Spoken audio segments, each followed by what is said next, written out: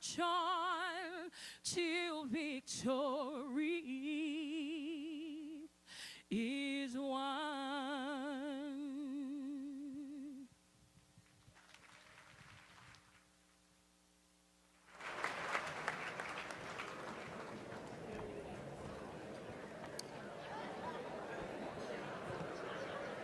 At this time, I welcome to the stage the President of the National Bar Association for the conferral of the C. Francis Stratford Award.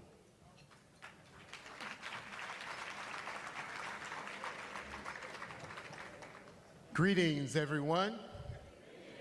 I am the 82nd President of the National Bar Association, and I'm from right here in Chicago. It is with pride and deep reverence that I welcome you to a defining moment of our centennial celebration, the presentation of the National Bar Association's highest honor, the C. Francis Stratford Award. Named after our visionary founder, C. Francis Stratford, a pioneering legal mind who helped birth this association in 1925. This award stands as the NBA's highest expression of gratitude and recognition. It is reserved for those whose work in public service have profoundly advanced the cause of justice, democracy, and civil rights, not just in principle, but in transformative action. Tonight, we bestow this honor upon a public servant whose leadership has been tested by history and has consistently risen to meet the moment, the 46th President of the United States, Joseph R. Biden, Jr.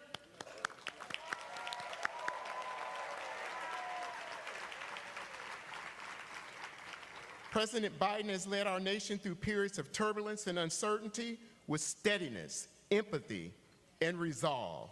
But more than that, he has demonstrated an unyielding commitment to the values we hold dear: equal protection under the law, the sanctity of voting rights, the legitimacy of an independent judiciary, and the moral imperative of inclusive leadership. He has appointed a historically diverse federal judiciary with more Black women confirmed to the bench than under any administration in history. And yes, he gave this nation a landmark gift, the appointment of the first Black woman to the United States Supreme Court, Justice Ketanji Brown Jackson. Give it up. And let us not forget another transformative milestone of his administration, the election of the first woman, the first African American, and the first South Asian American Vice President of the United States, Kamala D. Harris. Come on, y'all. In a time when the very foundations of our democracy are under siege, when truth is twisted and justice is too often deferred, President Biden stood firm. In a time when the very foundations of our democracy are under siege, when truth is twisted and justice is too often deferred, President Biden stood with us, and he has acted in ways that have reaffirmed the promise of America. It is only fitting that this award tonight will be co-presented with a man whose own family legacy is etched in the very foundation of the NBA, the grandson of C. Francis Stratford himself, and one of our nation's most respected business leaders and civic champions, Mr. John Rogers, Chairman and CEO of Ariel Investments.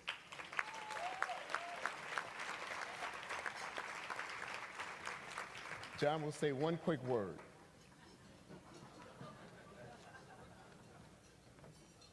Well, thank you. It's a great honor to be here with President Biden, of course, my hero, Reverend Jesse Jackson, and just say I really appreciate the opportunity to be able to tell all of you what a great grandfather I had. He was just absolutely extraordinary.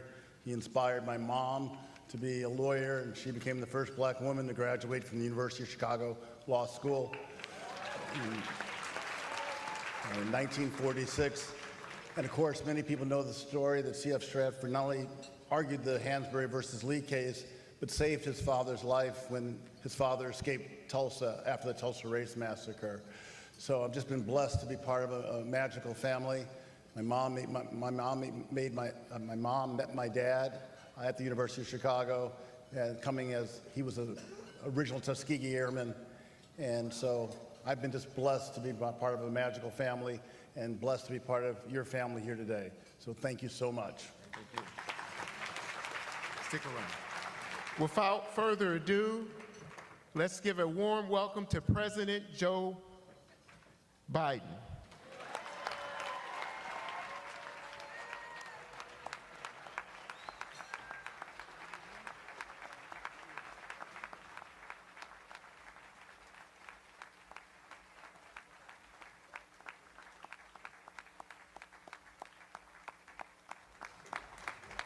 Please sit down.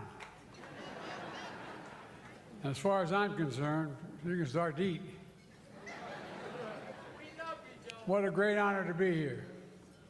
And by the way, before I begin, I wanted to introduce you to the love of my life and the life of my love. My granddaughter is went to Penn and got here in graduate school in art. Where were you sitting, babe? Over there, there's my granddaughter. She's all state in 2 sports.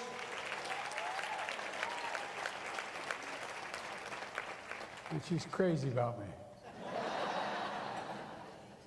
President Adams, thank you for that introduction. And President-elect Ashley Yupkin, thank you for the next president. Congratulations to all the newly elected leadership, especially James Carter. Thanks, James. Thanks. And, Dominique Calhoun, and all of the other past presidents, including my friend Ben Crump, thank you for doing all you do. You've always been there for me, Ben. And thank you for honoring me with this award. It's a big deal. You're the reason that you got me started, not a joke. I've been doing this and I've been elected office for 52 years now. I know I don't look like I'm 40, but I'm doing it for 52 years. And Mayor Brandon Johnson, thank you for the welcome back to the city. I've been here many times. It's great to be here tonight with so many friends. In 1929, a few short years after the National Bar Association was founded, one of its members, Lewis L. Redding, became the first black lawyer admitted to the bar in my home state of Delaware. He also became a personal friend of mine and a truly influential mentor. He cared deeply about the people of his community. Redding represented plaintiffs in 2 key Delaware cases that challenged the separate but equal doctrine of Delaware public schools. These cases later joined with others become Brown versus the board. And Redding worked on the legal team with Thurgood Marshall to win the landmark Supreme Court cases, leading to the desegregation of American public schools. And so, as president, it was truly an honor to invite the family of the late Lewis L. Redding to the White House and award him posthumously the President's Citizens Medal. Folks, Brown versus Board of Education was fundamentally a case about who we are as a nation. We're the only country in the world founded on an idea. Every other country is based on geography, religion, ethnicity, but we're based on an idea, a sacred proposition rooted in Scripture and enshrined in our Declaration of Independence, that carved into our hearts. We hold these truths to be self-evident, that all men and women are created equal and deserve to be treated equally throughout their lives. Our Constitution has helped ensure that while we never fully lived up to that idea, we've never walked away from it either. Our Constitution guarantees a set of basic rights to every single American and sets up institutions to safeguard those rights. Next year, we'll celebrate 250 years since the signing of the Declaration of Independence. But all that soaring rhetoric are just words on pages if we, the people, don't uphold them. The lawyers and judges, all of you in this room, are the first and the last line of defense doing just that. I mean it. An informed and engaged bar willing to fight for and take risks to protect our basic rights. A bench prepared to recognize those rights and rule consistent with the Constitution. Our courts are meant to be a valid check on the excesses of other branches of government, especially when Congress and our executive overreach and run afoul of our constitutional and institutional safeguards, as they are doing now.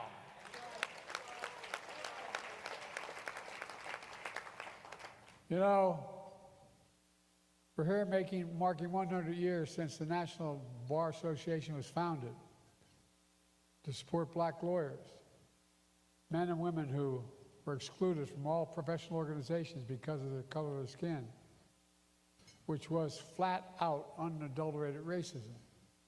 Much of it has changed since then, thanks to the work of the National Bar Association, and so many of you have fought to make this country live up to its highest ideals because you believe, like we do, in a simple truth, that the soul of the nation is worth fighting for. And the soul defines who we are. I believe that it is as true today as it was in 1925. But not since those tumultuous days in the 1960s has this fight been so existential to who we are as a nation, with marginalized groups so dramatically under attack. As a young man, long before I understood the civil rights movement in a political context, I understood it in a human context because of the friendships I made in the black community, being the only employee in the project, my home city of Wilmington, Delaware. I made friends who became like family.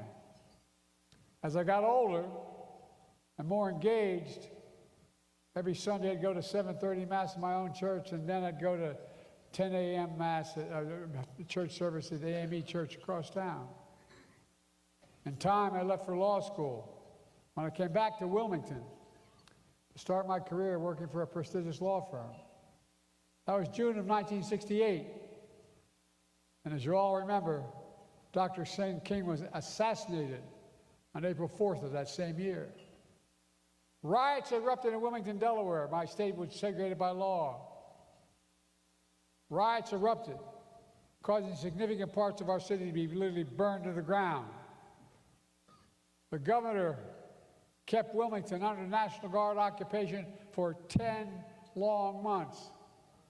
The National Guard was on, and I mean this, if I remember, on every damn corner with drawn bayonet, on every city corner.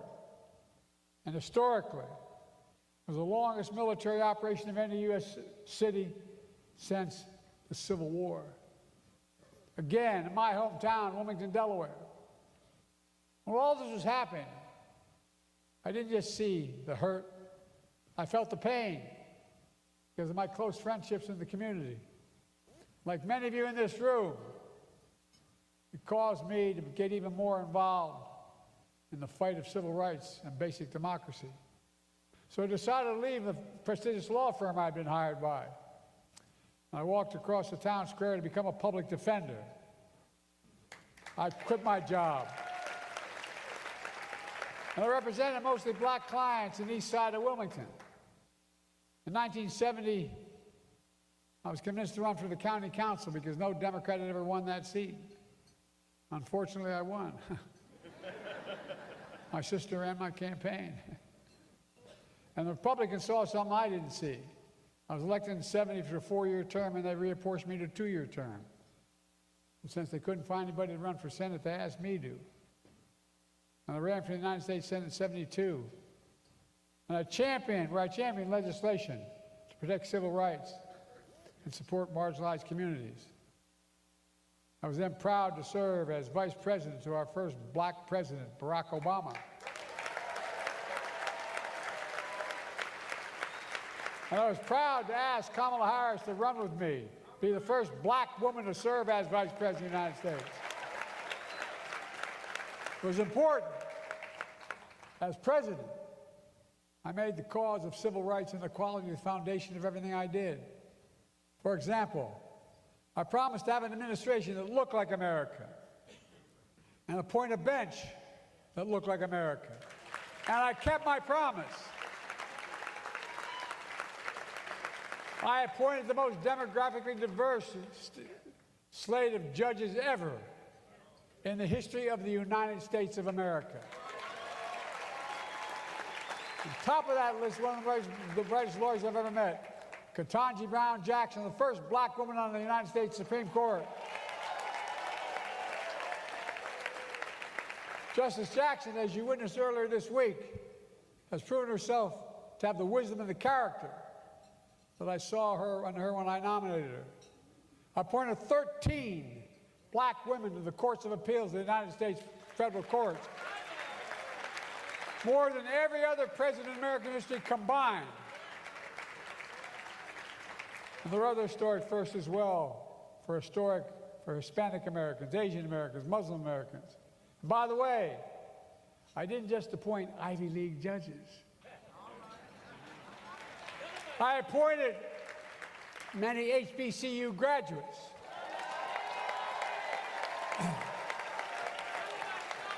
How many of you in this room went to the greatest HBCU in America?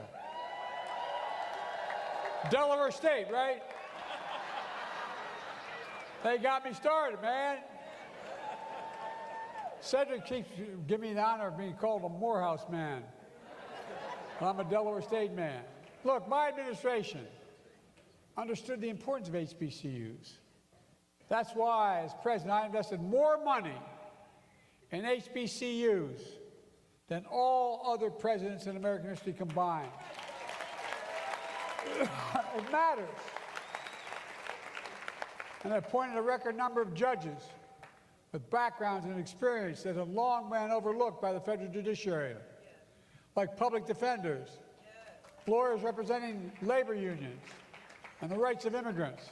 And by the way, I was the first president to give the National Bar Association a seat at the table in proposing candidates to the federal bench. So a lot of the names came from you guys. I mean it.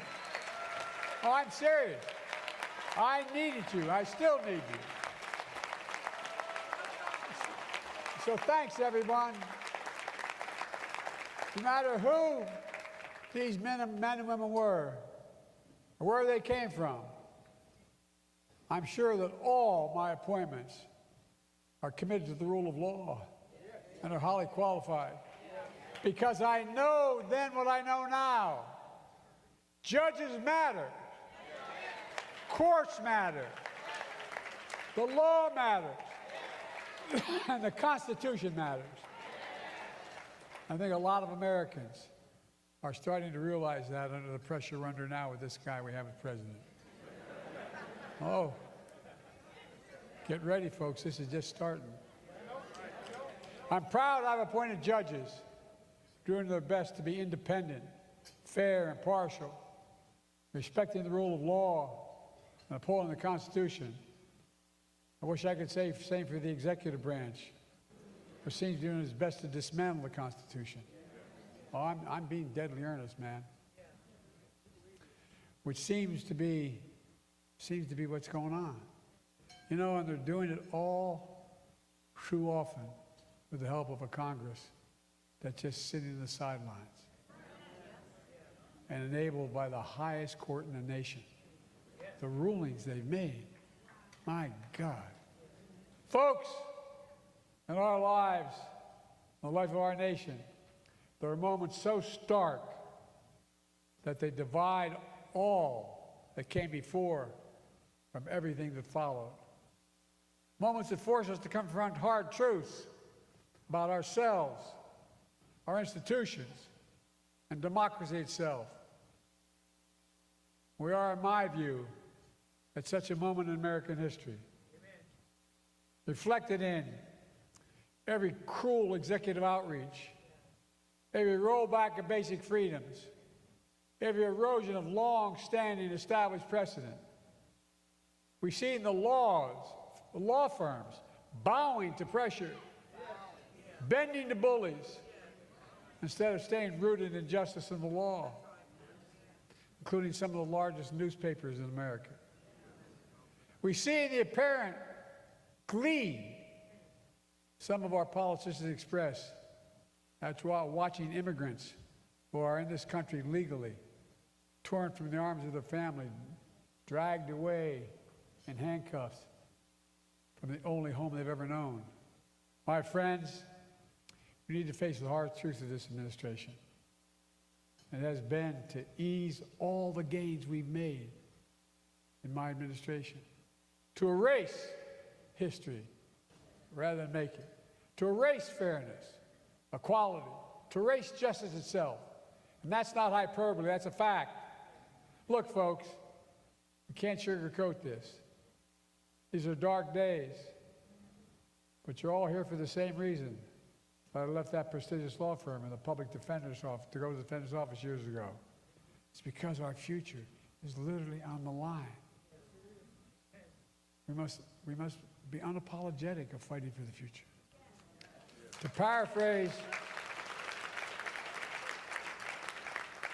paraphrase Frederick Douglass, there is no progress without struggle. And I would add, there is no progress without courage. None. At the height of the Civil Rights Movement, when Dr. King and Rosa Parks and John Lewis and other giants in our history needed a lawyer for their fight for freedom, they called on a guy named Fred Gray, who's here tonight. Fred, I don't know where you are, but stand up, man.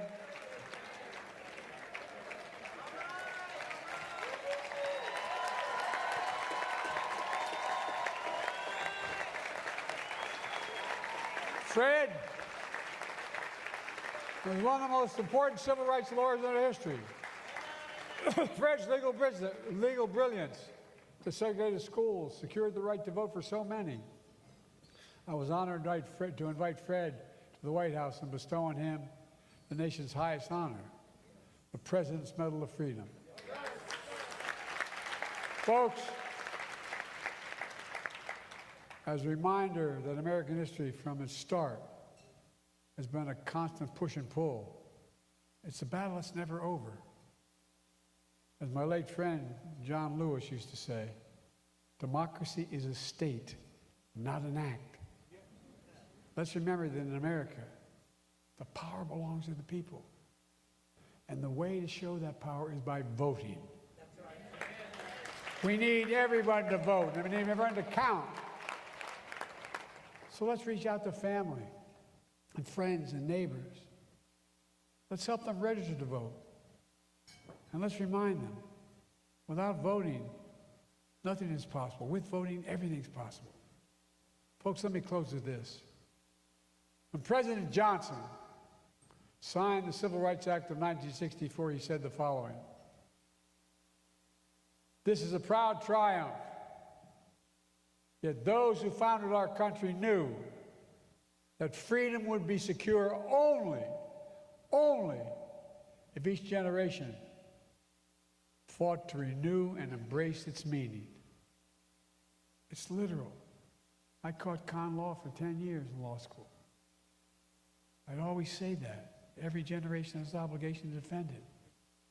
But I never, even though I was a sitting senator at the time, believed we'd get to this point. So let me say directly to the young lawyers in this room, it's time for you to renew the enlarge this meaning. It's time for you to lead the fight. It is. As you close the chapter on the National Bar's first 100 years and chart a course for the next century, it's not enough to honor the heroes that came before us. We need new heroes now. No, we do. We need you to follow in their footsteps. When I was elected, I have the dubious distinction of being elected the youngest senator in American history and the oldest president in American history.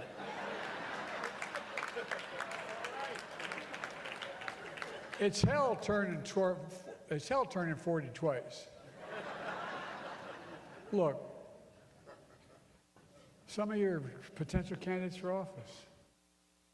And when I got elected as the youngest person, I got elected before I could be sworn in.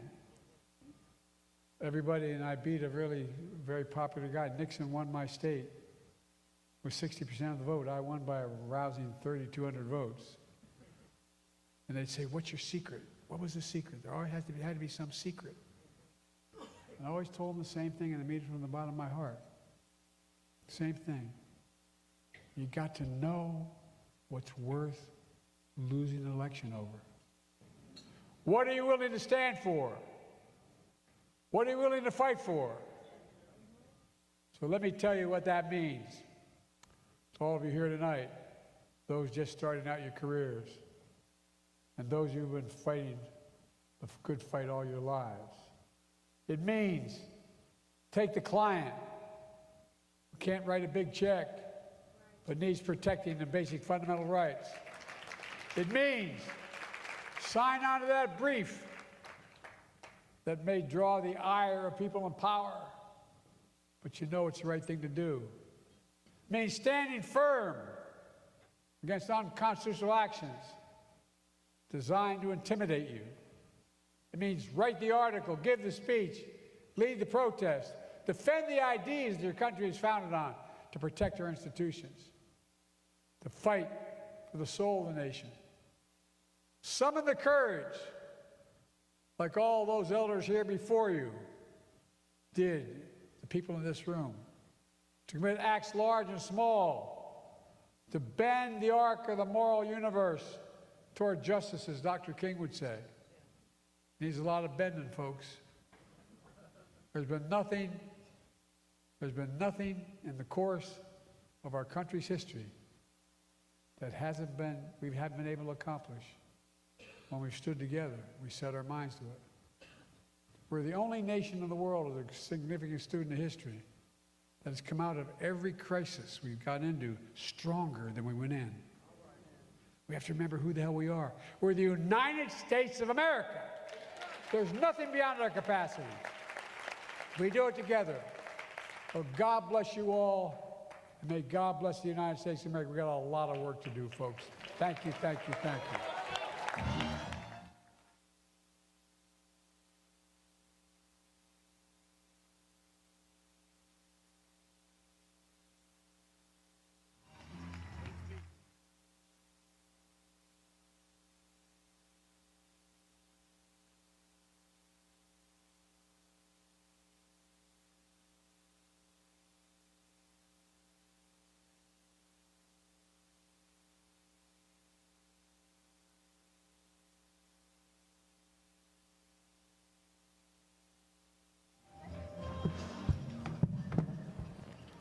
Thank you, President Biden. And now, by the power bestowed in me and joined by John Rogers, Jr., I hereby confer upon you the C. Francis Stratford Award. Thank you for your service. Thank you very much. I'll proudly hang this in the Presidential Library as you walk in the door. Thank you, thank you, thank you, thank you.